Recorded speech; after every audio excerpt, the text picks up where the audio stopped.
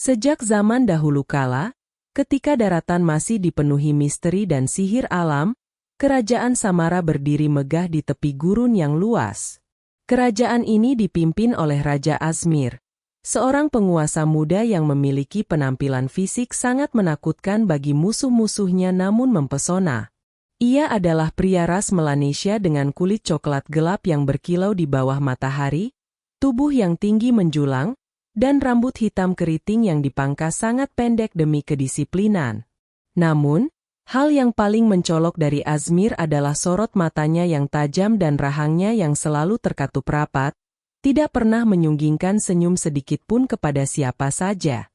Azmir memerintah dengan keyakinan bahwa dunia adalah tempat yang keras, sehingga kelembutan dianggapnya sebagai cacat yang harus dihilangkan dari kerajaannya. Ia memberlakukan hukum yang sangat kaku, di mana setiap kesalahan kecil diganjar dengan hukuman fisik atau kerja paksa tanpa pandang bulu. Rakyat Samara hidup dalam ketertiban yang semu, mereka patuh bukan karena hormat, melainkan karena rasa takut yang mencekam terhadap titah sang raja. Di balik punggungnya, rakyat menyebut Azmir sebagai Raja Pahit, karena tidak ada rasa manis atau kebahagiaan yang tersisa di lidah mereka selama masa pemerintahannya yang dingin. Kehidupan di istana sangat sunyi, tanpa musik dan tanpa tawa, karena Azmir menganggap semua itu hanya membuang waktu yang berharga untuk pembangunan benteng. Para menteri dan penasihat kerajaan seringkali menahan napas saat menghadap, takut salah bicara yang bisa berujung pada pemecatan atau pengasingan. Azmir sendiri sebenarnya merasa kesepian di puncak kekuasaannya. Namun ia telah mendoktrin dirinya sendiri bahwa rasa sepi adalah harga yang harus dibayar oleh seorang pemimpin yang kuat. Ia tidak menyadari bahwa kekerasan hatinya perlahan-lahan meretakkan fondasi kesetiaan orang-orang terdekat yang seharusnya melindunginya. Ketidakpuasan rakyat dan para pejabat akhirnya mencapai titik didih ketika Azmir menolak membuka lumbung padi saat musim paceklik tiba, dengan alasan cadangan itu hanya untuk militer.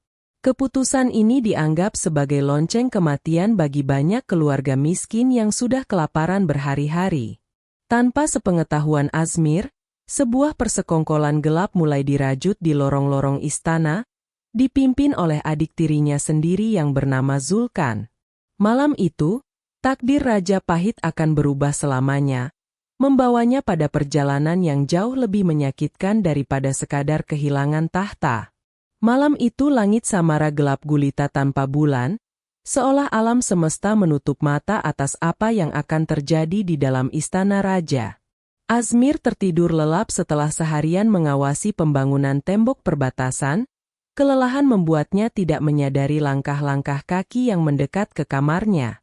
Pintu kamarnya didobrak dengan kasar, dan sebelum ia sempat meraih pedangnya, belasan tombak telah terarah ke lehernya. Zulkan, adik tirinya yang selama ini terlihat patuh dan lemah lembut, berdiri di sana dengan seringai kemenangan, memegang titah palsu yang menyatakan Azmir gila dan tidak layak memimpin. Azmir tidak melawan dengan fisik karena ia tahu hal itu sia-sia. Namun tatapan matanya tetap menyala penuh kemarahan dan penghinaan pada para pengkhianat. Ia diseret keluar dari istana dengan tangan terikat, melewati lorong-lorong yang dulu ia bangun dengan megah, kini menjadi saksi kejatuhannya. Para prajurit yang dulu bersumpah setia padanya kini memalingkan wajah atau meludah ke tanah saat ia lewat. Tidak ada pengadilan, tidak ada pembelaan, keputusan Zulkan sudah bulat untuk menyingkirkan kakaknya tanpa harus mengotori tangannya dengan darah kerabat sendiri secara langsung. Zulkan memutuskan hukuman yang jauh lebih kejam daripada kematian instan, yaitu pengasingan ke Tanah Gersang di utara, sebuah wilayah tandus yang dikenal sebagai kuburan para pendosa. Azmir dilucuti dari segala atribut kebesarannya, hanya disisakan pakaian lusuh, dan dilemparkan ke dalam kereta tahanan yang berbau busuk. Rakyat yang menonton prosesi itu hanya diam membisu, antara merasa lega karena tiran mereka pergi, namun juga ngeri melihat bagaimana seorang raja bisa jatuh begitu rendah dalam semalam. Azmir bersumpah dalam hati untuk kembali dan membalas dendam, Namun ia belum tahu bahwa gurun pasir memiliki caranya sendiri untuk mematahkan ego manusia. Kereta tahanan itu membawanya jauh melintasi perbatasan, menuju lautan pasir yang tak berujung di mana tidak ada air dan tidak ada tanda kehidupan. Di tengah padang pasir yang membara, para pengawal Zulkan menendang Azmir keluar dan meninggalkannya sendirian dengan bekal air yang hanya cukup untuk 1 hari. Azmir berdiri tegak menatap debu kereta yang menjauh, mencoba mempertahankan harga dirinya meski kini ia tidak memiliki apa-apa selain nyawanya sendiri. Disinilah ujian sesungguhnya dimulai, bukan sebagai raja, tetapi sebagai manusia biasa yang rapuh di hadapan alam yang ganas. Hari pertama di Tanah Gersang, Azmir berjalan dengan langkah mantap ke arah selatan, yakin bahwa ia bisa menemukan jalan kembali dengan kekuatan fisiknya yang terlatih. Namun, matahari di gurun ini berbeda dengan matahari di ibu kota. Ia membakar kulit coklat Azmir hingga melepuh dan mengeringkan tenggorokannya dengan cepat. Angin gurun membawa debu halus yang menusuk mata dan hidung, membuat setiap tarikan napas terasa menyakitkan. Keyakinan Azmir mulai goyah ketika bekal airnya habis dan sejauh mata memandang hanya ada fata morgana yang menipu. Pada hari kedua, kaki Azmir mulai terasa berat seperti diikat batu besar, dan pandangannya mulai kabur karena dehidrasi yang parah. Ia mulai berhalusinasi, melihat bayangan istana megah dan kolam air jernih yang ternyata hanyalah pantulan panas di atas pasir. Rasa haus yang mencekik membuatnya harus merangkak, menjilat sisa embun yang mungkin menempel di bebatuan, namun semuanya kering kerontang. Ia mulai menyadari betapa kecil dan tidak berdayanya ia di hadapan Sang Pencipta dan alam semesta ini. Memasuki hari ketiga, Azmir sudah pasrah menjemput ajalnya, tubuhnya tergeletak di pasir panas, menunggu burung pemakan bangkai datang menjemput. Namun, di tengah keremangan kesadarannya, ia melihat siluet hitam yang menjulang tinggi di kejauhan, berbeda dari bukit pasir lainnya. Dengan sisa tenaga terakhir yang dipacu oleh naluri bertahan hidup, ia menyeret tubuhnya inci demi inci menuju bayangan tersebut. Harapan sekecil apapun menjadi bahan bakar yang memaksanya bergerak meski otot-ototnya menjerit kesakitan. Ketika jarak semakin dekat, ia melihat bahwa siluet itu adalah sebuah pohon raksasa yang berdiri kokoh sendirian di tengah ketiadaan. Batangnya besar, berlekuk-lekuk, dan berwarna hitam legam seperti besi, sementara daun-daun kecilnya yang rimbun membentuk payung raksasa yang meneduhkan. Azmir mencapai akar pohon itu dan langsung pingsan dalam pelukan bayang-bayang dahan yang melindungi, merasakan kesejukan yang menyelamatkan nyawanya untuk sementara waktu. Ia tidak tahu bahwa pohon inilah yang akan mengubah takdir dan jiwanya selamanya. Azmir terbangun oleh sensasi dingin yang menyentuh bibirnya yang pecah-pecah, rasa segar yang perlahan mengalir membasahi kerongkongannya. Ia membuka mata dan mendapati seorang wanita muda sedang meneteskan air dari perasan lumut ke mulutnya dengan telaten. Wanita itu memiliki kulit kuning langsat yang tampak kontras dengan lingkungan gurun, rambut hitam lurus panjang yang diikat sederhana, dan senyum yang sangat menenangkan. Namanya adalah Rinda, seorang pengembara herbalis yang menjadikan pohon besar itu sebagai rumah sementaranya dalam pencarian tanaman obat langka. Rinda tidak mengenali Azmir sebagai raja yang digulingkan, ia hanya melihat seorang pria sekarat yang membutuhkan pertolongan segera. Setelah Azmir cukup sadar, Rinda mengambil sebuah buah polong berwarna coklat tua yang jatuh dari pohon tempat mereka bernaung. Ia memecahkan kulit keras buah itu dan menyodorkan daging buah yang lengket kepada Azmir, menyuruhnya untuk mengisapnya perlahan. Azmir yang kelaparan menurut saja, namun begitu daging buah itu menyentuh lidahnya, matanya terbelalak karena rasa masam yang luar biasa tajam. Rasa masam itu begitu kuat hingga membuat seluruh wajah Azmir berkerut, dan ia terbatuk karena kejutan rasa yang belum pernah ia alami sebelumnya. Namun, keajaiban terjadi sesaat kemudian, rasa masam itu memicu air liurnya keluar deras, menghilangkan rasa kering di mulut, dan memberikan sentakan energi yang menyegarkan otak.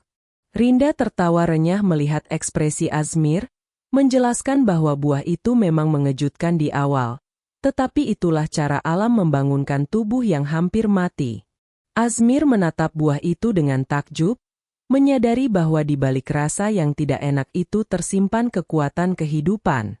Azmir dan Rinda mulai tinggal bersama di bawah naungan pohon rindang itu, berbagi tugas untuk bertahan hidup di tengah isolasi gurun.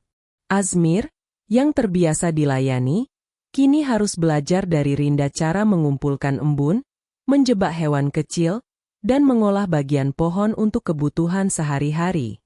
Awalnya Azmir bersikap kaku dan sering marah-marah karena ketidaknyamanan. Sifat grumpy atau pemarahnya sering muncul. Namun, Rinda yang memiliki sifat sunsin atau ceria selalu menanggapinya dengan sabar, perlahan meruntuhkan tembok ego sang mantan raja. Seiring berjalannya waktu, Azmir mulai memperhatikan karakteristik pohon penyelamatnya dengan lebih seksama di sela-sela waktu istirahatnya. Ia melihat betapa kulit batang pohon itu sangat kasar, keras, dan retak-retak, mirip dengan karakter dirinya yang selama ini ia banggakan. Namun, ia juga melihat bahwa kekerasan batang itulah yang menopang dahan-dahan rindang di atasnya, tempat ribuan daun kecil memberikan kesejukan bagi siapa saja yang berteduh. Ia mulai merenung bahwa selama menjadi raja, ia hanya memiliki sifat keras batang itu, tetapi lupa menumbuhkan daun untuk mengayomi rakyatnya. Rinda sering bercerita tentang filosofi tanaman saat mereka duduk memandang bintang di malam hari yang dingin. Ia berkata bahwa pohon ini disebut pohon asam karena rasa buahnya, tetapi ia lebih suka menyebutnya pohon pelindung. Rinda mengajarkan bahwa kekuatan sejati bukanlah tentang seberapa keras kita bisa memukul, melainkan seberapa kuat kita bisa melindungi yang lemah. Ketegasan, rasa masam, diperlukan untuk mengawetkan dan menjaga, tetapi harus diimbangi dengan manfaat dan perlindungan, rindang. Percakapan-percakapan ini perlahan mengubah cara pandang Azmir terhadap kepemimpinan dan kehidupan manusianya. Ia mulai membantu Rinda mengumpulkan buah asam yang jatuh, memisahkan biji dari dagingnya dengan telaten, pekerjaan yang dulu ia anggap hina. Tangan kasarnya yang dulu hanya memegang pedang dan cambuk, kini menjadi terampil mengolah ramuan obat. Wajahnya yang dulu selalu tegang kini mulai sering terlihat rileks, bahkan sesekali ia tersenyum melihat tingkah Rinda yang jenaka. Rinda pun mulai melihat sisi lain dari Azmir, menyadari bahwa di balik penampilan luarnya yang garang dan kaku, terdapat hati yang setia dan tekad yang baja. Hubungan mereka berkembang dari sekadar penyintas menjadi sahabat yang saling melengkapi, seperti perpaduan rasa manis dan asam yang menciptakan rasa segar. Azmir menyadari bahwa Rinda adalah cerminan dari apa yang hilang dari jiwanya selama ini, kasih sayang dan empati. Di bawah pohon asam itu, Azmir terlahir kembali bukan sebagai raja, tetapi sebagai manusia yang utuh. Suatu siang, kedamaian mereka terusik oleh kedatangan seorang pelari gurun yang tersesat dan hampir mati kehabisan air. Azmir dan Rinda segera menolongnya, memberikan air dan buah asam untuk memulihkan tenaganya seperti yang dulu dilakukan Rinda pada Azmir. Setelah pulih, pelari itu bercerita bahwa ia melarikan diri dari kerajaan Samara yang kini sedang dilanda wabah penyakit mengerikan. Ia menggambarkan bagaimana penduduk mengalami gusi berdarah, kulit lebam, sendi yang sakit, dan kelemahan tubuh yang ekstrim hingga banyak yang meninggal dunia. Pelari itu juga menceritakan bahwa Raja Zulkan tidak mampu menangani krisis tersebut dan malah menutup diri di istana, membiarkan rakyat mati perlahan. Mendengar cerita itu, darah Azmir mendidih, bukan karena kemarahan pada adiknya, tetapi karena rasa tanggung jawab terhadap rakyat yang pernah ia pimpin. Rinda, yang mendengarkan gejala penyakit tersebut, segera menyadari bahwa itu adalah penyakit akibat kekurangan sari buah segar, karena kemarau panjang telah mematikan semua kebun buah di kerajaan. Rinda menatap Azmir dan berkata bahwa obat untuk wabah itu ada di tangan mereka sekarang, yaitu buah asam yang melimpah di pohon ini. Azmir mengalami pergolakan batin yang hebat, antara rasa aman hidup tenang di gurun bersama Rinda atau kembali ke tempat yang telah membuangnya. Namun, melihat tumpukan buah asam yang telah mereka kumpulkan, ia sadar bahwa takdir telah memberinya kesempatan kedua untuk menebus dosa masa lalunya. Ia tidak bisa membiarkan rakyatnya menderita sementara ia memegang kunci kesembuhan mereka di tangannya. Dengan tekad bulat, Azmir memutuskan untuk kembali ke Samara, dan Rinda tanpa ragu memilih untuk ikut mendampinginya. Mereka mulai mempersiapkan keberangkatan dengan mengumpulkan sebanyak mungkin buah asam yang sudah matang dan mengeringkannya agar tahan lama. Azmir membuat gerobak sederhana dari dahan pohon mati untuk mengangkut karung-karung emas coklat tersebut. Sebelum pergi, Azmir menyentuh batang pohon asam itu dengan penuh rasa terima kasih, berjanji akan memuliakan tanaman ini jika ia berhasil menyelamatkan negerinya. Perjalanan pulang pun dimulai, bukan untuk merebut tahta dengan pedang, melainkan untuk merebut hati rakyat dengan obat. Perjalanan kembali ke Samara terasa lebih cepat karena hati Azmir dipenuhi tujuan yang mulia.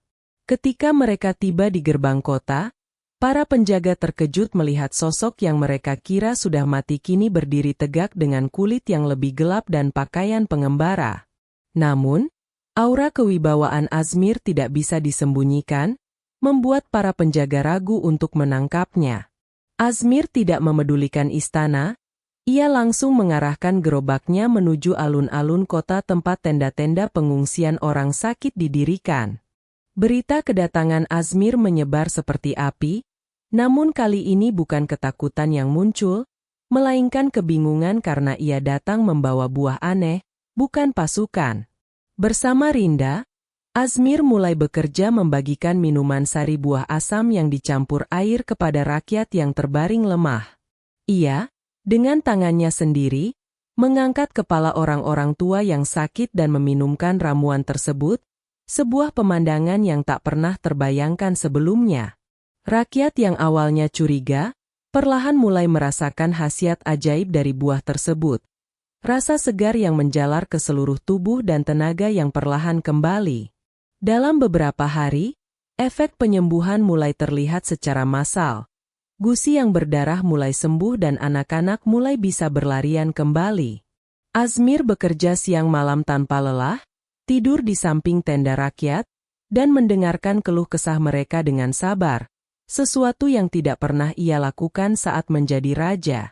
Rinda dengan setia mendampinginya, mengajarkan para wanita cara mengolah buah asam menjadi bumbu masakan dan obat-obatan. Rakyat mulai melihat Azmir bukan lagi sebagai tiran, tetapi sebagai penyelamat yang dikirim Sang Pencipta.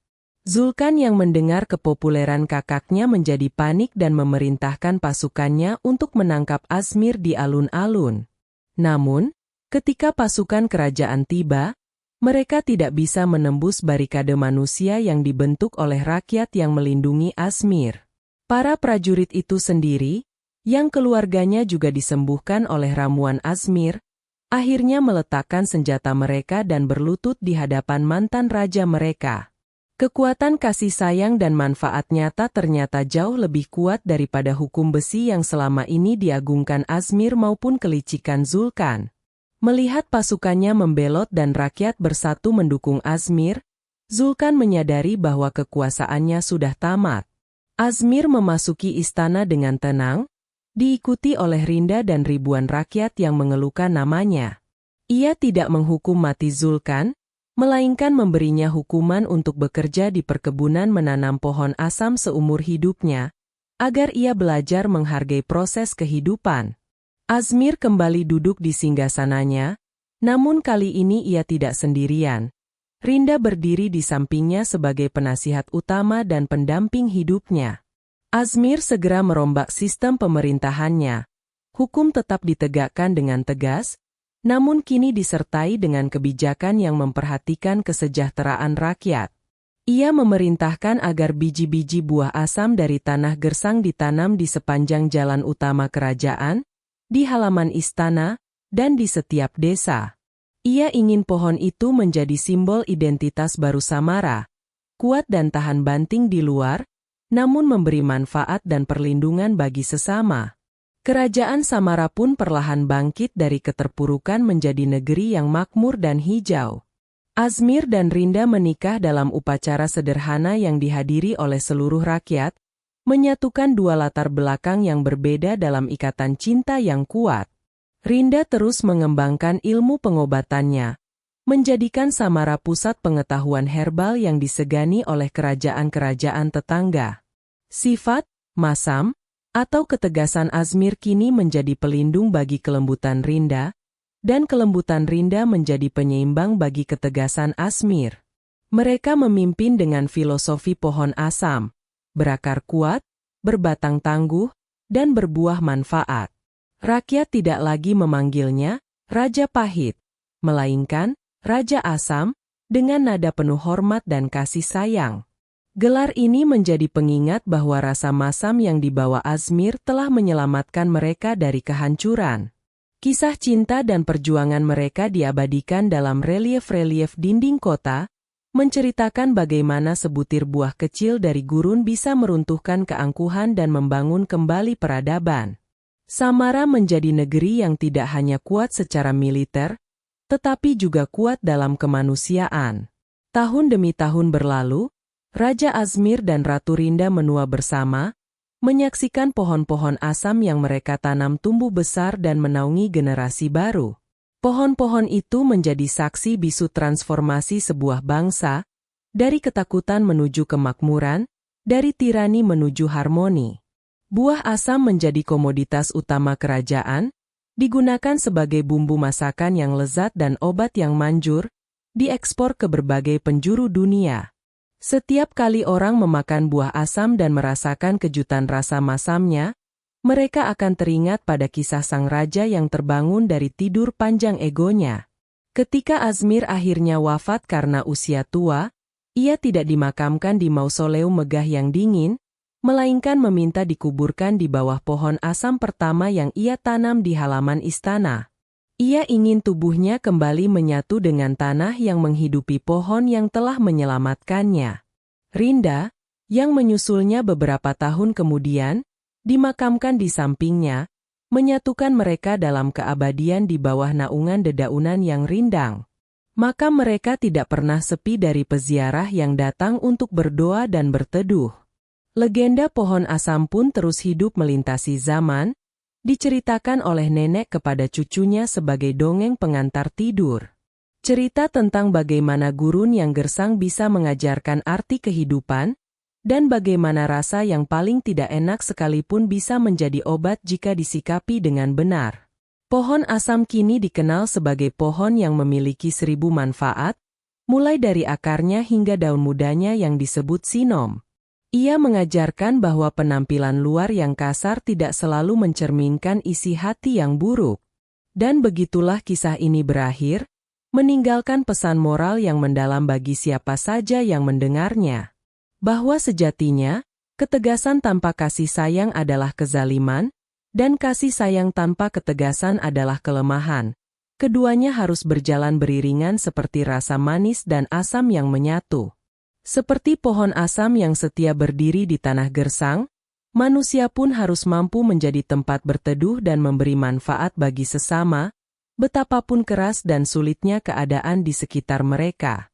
Kehidupan mungkin memberikan kita rasa yang masam, namun kitalah yang menentukan apakah itu akan membuat kita mengernyit marah atau menyegarkan jiwa untuk bangkit kembali.